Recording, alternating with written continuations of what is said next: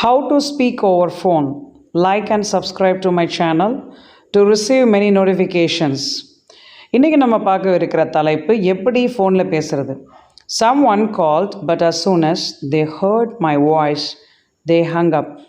யாரோ என்னை தொலைபேசியிலே அழைத்தார்கள், ஆனால் அவர்கள் என் குரலை கேட்டவுடன் அவர்கள் எனது தொலைபேசி அழைப்பை துண்டித்தனர். இந்த துண்டித்தனர் அப்படின்றதுக்கு நம்ம ஹேங் அப் அப்படின்றத பயன்படுத்தணும். நிறைய பேர் அதை கட் பண்ணுங்க அப்படின்னு சொல்லுவாங்க. அந்த மாதிரி நீங்கள் பயன்படுத்தக்கூடாது. ஸோ நிறைய இடங்களில் இது தவறுதலாக யூஸ் பண்ணுறாங்க. ஸோ ஃபோன் கான்வர்சேஷன் அப்படின்னாலே அதில் சில முக்கியமான கான்வர்சேஷன்ஸ் நம்ம ப்ராக்டிஸ் பண்ணிக்கிட்டே இருக்கணும். ஸோ ஹேங் அப் அப்படின்றத ப்ரெசண்ட்டில் சொல்லாமல் ஹங் அப் அப்படின்றத நீங்கள் பாஸ்ட் டென்ஸில் போட்டு சொல்கிறது ரொம்ப ரொம்ப முக்கியத்துவம் வாய்ந்த ஒரு விஷயம். அப்போ இந்த ஒரு சென்டென்ஸை நீங்கள் அடிக்கடி ஃபோனில் யூஸ் பண்ண பழகுங்க ஃபஸ்ட்டு. அடுத்த ஒரு சென்டென்ஸ் என்னன்றதை நம்ம பார்க்குறதுக்கு முன்னாடி இந்த வீடியோ லைக் பண்ணுங்கள் அண்ட் சப்ஸ்கிரைப் பண்ணிக்கோங்க. செகண்ட் ஒன் பாருங்கள். I have another call coming through, I would better run. அதாவது எனக்கு ஒரு அழைப்பு வருகிறது. அதாவது நீங்கள் ஒருத்தட்ட ஃபோன் பேசிக்கிட்டே இருக்கீங்கன்னு வச்சுக்கோங்களேன், திடீர்னு இன்னொருத்தவங்க கால் பண்ணுவாங்க உங்களுக்கு. அப்போ நீங்கள் சொல்லக்கூடிய ஒரு சென்டென்ஸ் தான் I have another call coming through, I would better run. So அதனால் சீக்கிரமாக உங்கள்கிட்ட பேசி முடிச்சுட்டு நான் அடுத்த அந்த காலை நான் என்ன செய்யணும், அட்டன் பண்ணணும் அப்படின்றத சொல்லக்கூடியது. மூணாவது விஷயம் பாருங்கள். I am calling to ask about, இல்லைனா டிஸ்கஸ் இல்லைனா கிளாரிஃபை. இந்த மூணு விஷயம், அதாவது I am calling to ask about, I am calling to discuss, I am calling to clarify. இந்த மூணு விஷயத்தில் எதை நம்ம பயன்படுத்துகிறோம் அப்படின்னா எதை வேணால் பயன்படுத்திக்கலாம். இதை பற்றி கேட்க நான் அழைக்கிறேன். அதாவது நான் இதுக்காண்டி தான் உங்களை கால் பண்ணியிருக்கேன், இதை சொல்கிறதுக்கு தான் நான் உங்களை கூப்பிட்ருக்கேன் அப்படின்னு சொல்லும்போது நம்ம பயன்படுத்தக்கூடிய ஒரு முக்கியமான ஒரு சென்டென்ஸ் தான் இது. அடுத்தது பாருங்கள். May I know who you are. நீங்கள் யாருன்னு தெரிஞ்சுக்கலாமா? ஃபோன் பண்ணிவிட்டு நீங்கள் யார் என்று நான் தெரிந்து கொள்ளலாமா அப்படின்னு நம்ம சொல்லும் பொழுது பயன்படுத்தக்கூடிய ஒரு விஷயந்தான். அப்போ இது நிறைய இடத்துல நம்ம கால் பண்ணிவிட்டு ஒருத்தருக்கு சொல்கிறோம், நீங்கள் யார் என்று நான் தெரிந்து கொள்ளலாமா. அப்போ தான் நான் உங்களை யாருன்னு தெரிஞ்சுட்டு தான் இப்போ ஃபோனில் பேச முடியும். ஸோ நிறைய பேர் இதை பண்ணுறது இல்லை. நிறைய பேர் பார்த்திங்கன்னா may I know who is திஸ்ன்னு சொல்லுவாங்க. அந்த மாதிரினா சொல்லாதீங்க. இந்த திஸ்ஸு அந்த மாதிரினா போடக்கூடாது. May I know who you are அப்படின்றது தான் சரியான ஒரு கேள்வி. இதை நீங்கள் பயன்படுத்துங்க. அடுத்தது பாருங்கள், fifth one. would you mind holding for a minute while I check. இது பார்த்திங்கன்னா, நான் சரிபார்க்கும்போது ஒரு நிமிடம் ஃபோன் லைனில் காத்திருப்பாயா அப்படின்னா, இப்போ நீங்கள் ஃபோன் பேசிகிட்டே இருக்கீங்க, ஒருத்தர் ஃபோன் நம்பரையோ இல்லை ஏதோ ஒன்று செக் பண்ணி உங்களுக்கு சொல்கிறேன்னு சொல்கிறாரு. அது ஒரு ஃபியூ செகண்ட்ஸ் எடுக்கும் அவங்க போய் செக் பண்ணிவிட்டு வர. அப்போ என்ன பண்ணணும், கொஞ்சம் நேரம் நீங்கள் இந்த லைன்லேயே காத்துருங்க அப்படின்னு நம்ம சொல்லுவோம்ல.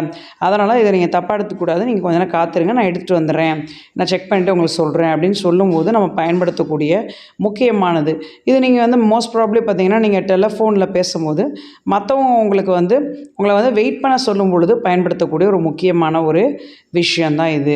அடுத்த சிக்ஸ்த் ஒன் அப்படின்றது என்னென்னு பார்ப்போம். இது ரொம்ப முக்கியமான ஒரு காமனான ஒரு phrase. Please stay on the line. சில பேர் சொல்லுவாங்க, நீங்கள் அப்படியே ஃபோன் அலைபேசியில் காத்துருங்க, தொலைபேசி இணைப்பில் இருங்கள். அப்படின்னா என்னென்னா, நீங்கள் அப்படியே டிஸ்கனெக்ட் ஆகிடாதீங்க. நிறைய பேர் கான்ஃபரன்ஸ் கால் போடுவாங்க.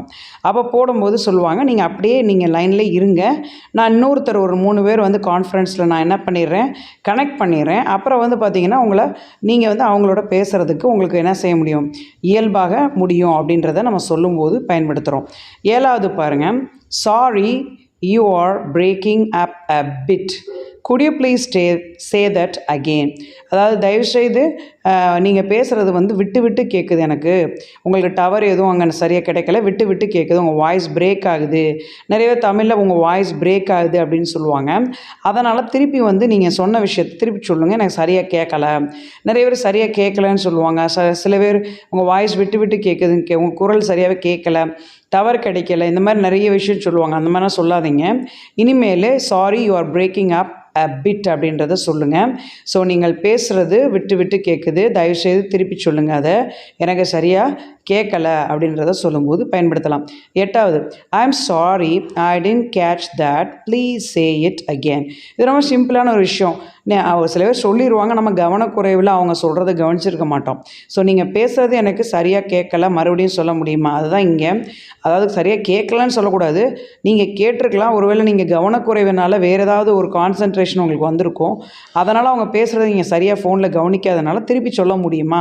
நீங்கள் சொல்கிற விஷயத்த நான் சரியாக என்ன பண்ணல, யூகிச்சு அதை என் மைண்டுக்குள்ளே கொண்டு போக மறந்துட்டேன். ஏதோ ஒன்றில் டிஸ்ட்ராக்ஷன் ஆயிடுச்சு, இன்னொரு கால் வந்துருச்சு, அதனால் சரியாக கேட்க முடியல, இல்லை எங்கள் அம்மா கூப்பிட்டாங்க அப்படின்னு எதையாவது ஒரு காரணத்தை சொல்லும்போது நம்ம பயன்படுத்தலாம். 9வது பாருங்கள், the line is very bad, could I call you back.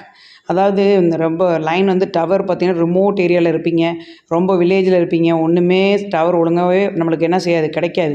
அப்போ என்ன சொல்லுவீங்க, உங்கள் லைன் ரொம்ப மோசங்க, ஒன்றுமே கேட்க மாட்டேது, விட்டு விட்டு கேட்குது, இல்லை மொத்தமாகவே துண்டிக்கப்பட்டுள்ள அப்படின்னு சொல்லுவோம்ல, அந்த மாதிரி கூட இருக்கும். சில பேர் பார்த்தீங்கன்னா ஃபோன் பேசுவாங்க, ஆனால் அவங்க பேசுகிறது ஒன்றுமே நம்மளுக்கு கேட்காது. அதான் ரொம்ப புவர் லைன் கனெக்ஷன் சொல்லுவோம் நம்ம. அப்படின்னா இல்லை, த லைன் இஸ் வெரி பேட்னு சொன்னாலே போதும், உங்கள் லைன் சரியாக எனக்கு கிடைக்கல, நான் அப்புறம் உங்களுக்கு கால் பண்ணட்டுமா அப்படின்னு நம்ம கேட்கும்போது தான் could I call you back அப்படின்ற ஒரு ரெக்வஸ்ட்டை நம்ம அங்கே வைக்கிறோம். ஸோ இது மெயினாக நீங்கள் அந்த ரெக்வஸ்ட் பண்ணும்போது மட்டும் குட் அல்லது வுட் வந்து யூஸ் பண்ணி நீங்கள் கொஷின்ஸ்க்கு வந்து கேளுங்க. அடுத்து கடைசி ஒரு சென்டென்ஸு, இதை மட்டும் நம்ம பார்த்துட்டு இதை வைண்ட் அப் பண்ணிடுவோம். சரியா? இதெல்லாம் நீங்கள் பயன்படுத்தணும். காமெண்ட் செக்ஷனில் நீங்கள் தெரிவிக்கணும் இது நல்லா இருந்துச்சு அப்படின்னு. Sorry to keep you waiting. ஒரு நபரை வந்து பார்த்தீங்கன்னா ரொம்ப நேரம் ஃபோன் காலில் வெயிட் பண்ண வச்சுட்டு இருப்பாங்க. மேக்ஸிமம் பார்த்தீங்கன்னா இந்த யூடியூப்பில் வந்து லைவ் சேட்டிங்குள்ளே நீங்கள் போனீங்கன்னா அவங்கள என்ன பண்ணுவாங்கன்னா ஒரு இதை செக் பண்ணுறதுக்காக ஒரு அரை மணி நேரம் 1 மணி நேரம் என்ன செய்வாங்க, வெயிட் பண்ண வைப்பாங்கன்னு பயப்படாதீங்க. அப்படின்னா இல்லை, ஒரு 10 நிமிஷம் அல்லது ஒரு 3 மினிட்ஸ் சில நேரத்தில் ஆயிரும். சில நேரத்தில் பார்த்தீங்கன்னா திரும்பி வரவே மாட்டான் ஒரு சூழ்நிலை வரும்போது நம்மளே என்ன செய்வோம், குவிட் பண்ணிவிட்டு போயிடுவோம்.